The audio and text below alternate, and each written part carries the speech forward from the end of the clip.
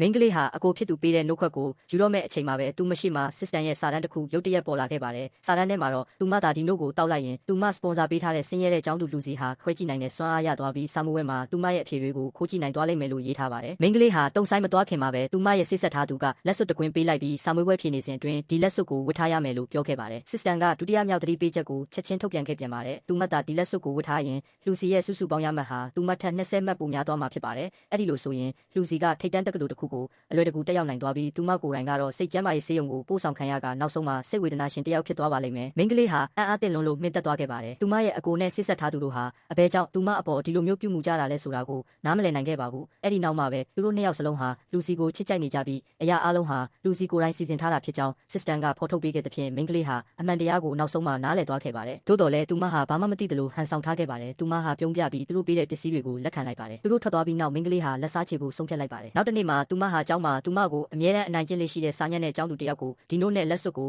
တမင်တကာပေးလိုက်ပါတယ်။ဒီကျောင်းသူဟာလူစီရဲ့ညွှန်ကြားချက်အတိုင်းသူမကိုအမြဲတမ်းနှောက်ယှက်ခဲ့သူဖြစ်ပါတယ်။အခုတော့အရာရာကိုသိသွားပြီဖြစ်တဲ့အတွက်မိန်းကလေးဟာလူစီကိုတစ်ကျောင်းလုံးမှာအမှတ်အနည်းဆုံးရတဲ့ကျောင်းသူရဲ့စာမေးပွဲဖြေတွေကိုခိုးကူးအောင်လှုပ်ဆောင်လိုက်ပါတော့တယ်။စာမေးပွဲစတင်ပြီးမကြာမီမှာပဲလူစီဟာယုံကြည်မှုအပြည့်ရှိနေခဲ့ပါတယ်။မတရားနည်းနဲ့ခိုးကြည့်ပြီးမိန်းကလေးရဲ့အမှတ်မြင့်မားတဲ့အဖြေတွေကိုမြင်တွေ့နေရတယ်လို့ထင်မှတ်နေခဲ့ပေမဲ့တကယ်တမ်းမှာတော့အဲ့ဒါတွေဟာစာညက်နဲ့ကျောင်းသူရဲ့စံတဝါးဝါဖြေဆိုထားချက်များသာဖြစ်ပါတယ်။စာမေးပွဲပြီးနောက်လူစီဟာသူမအနေဖြင့်ပထမရရှိမှာဖြစ်ပြီးထိတ်တန့်တက္ကသိုလ်တို့တေချာပေါက်တက်ရောက်ရတော့မည်ဖြစ်ကြောင်းနေရာတကာမှာကြောဝါပြောဆိုခဲ့ပါတယ်။မိန်းကလေးရဲ့အကိုနဲ့ဆစ်ဆက်ထားသူတို့ကလည်းသူမကိုချက်ချင်းဂုဏ်ပြုခဲ့ကြပါတယ်။သူတို့အပြောလုံးနေကြစဉ်မိန်းကလေးဟာစာမေးပွဲခန်းမထဲမှထွက်လာခဲ့ပါတယ်။လူစီကသူမရမှတ်သည်မိန်းကလေးထက်အများကြီးတာလွန်လိမ့်မည်ဟုတိုက်ရိုက်လှောင်ပြောင်ပြောဆိုခဲ့ပါတယ်။မိန်းကလေးကမပြုံးပဲမနေနိုင်ပဲစာမေးပွဲရလဒ်တွေထွက်ဖို့ရက်ပိုင်းညာကြံသေးသဖြင့်အလွန်အမင်းယုံကြည်မှုမလွန်ကဲရန်အကြံပြုလိုက်ပါတယ်။လူစီဟာချက်ချင်းဒေါသထွက်သွားခဲ့ပါတယ်။လူစီစိတ်မကောင်းဖြစ်သွားသည်ကိုမြင်သောအခါမိန်းကလေး၏ဆစ်ဆက်ထားသူသည်မကြေမနက်ဖြစ်သွားခဲ့ပါတယ်။စာမေးပွဲရလဒ်များထွက်ပေါ်လာသည့်နေ့တွင်လူစီအတွက်အောင်ပွဲခံပါတီတစ်ခုကျင်းပပေးမည်ဟုသူကလူအများရှိတွင်ပြောင်ကြကြကြေညာလိုက်ပါတယ်။ဒါကမိန်းကလေးကိုစိတ်သက်ပြိုလဲစေမည်ဟုသူထင်မှတ်ခဲ့တော်လဲမိန်းကလေးကတော့လုံးဝဂရုမစိုက်ခဲ့ပေ။ရက်အနည်းငယ်အကြာတွင်မိန်းကလေးထံသို့ထိတ်တန့်တက္ကသိုလ်ပါမောက္ခတဦးထံမှဖုန်းဝင်လာခဲ့သည်။ပါမောက္ခကသူမသည်တစ်မျိုးလုံးတွင်ပထမရရှိခဲ့ကြောင်းနှင့်ကျောင်းမှသူမအားကြိုတင်ဝင်ခွင့်ပြုစာထုတ်ပေးမည်ဖြစ်ကြောင်းပြောကြားခဲ့သည်။မိန်းကလေးကချက်ချင်းလက်ခံလိုက်သည်။သူမသဘောတူလိုက်ပြီးနောက်ပါမောက္ခကဒေတာဆိုင်ရာပညာရေးဘူရိုဒါရိုက်တာကိုယ်တိုင်သူမ၏ဝင်ခွင့်စာကိုလာရောက်ပေးအပ်ရန်ဆုံးဖြတ်ခဲ့ကြသည်။ဖုန်းချလိုက်ပြီးသည့်နှင့်ပညာသင်စုဖောင်ဒေးရှင်း၏ဥက္ကဋ္ဌကလည်းသူမထံဖုန်းဆက်လာခဲ့သည်။နောက်တစ်နေ့တွင်လူစီကဂုဏ်ပြုဧည့်ခံပွဲကျင်းပမည်ဖြစ်ပါသဖြင့်စပွန်ဆာပေးသူအဖြစ်တက်ရောက်ရန်ဖိတ်ကြားခဲ့သည်။လူစီ၏အဆက်ကွဲမှုကိုကိုယ်တိုင်မျက်မြင်ကိုတွေ့ကြည့်ရှုရန်မိန်းကလေးကတုံ့ဆိုင်းမှုမရှိဘဲ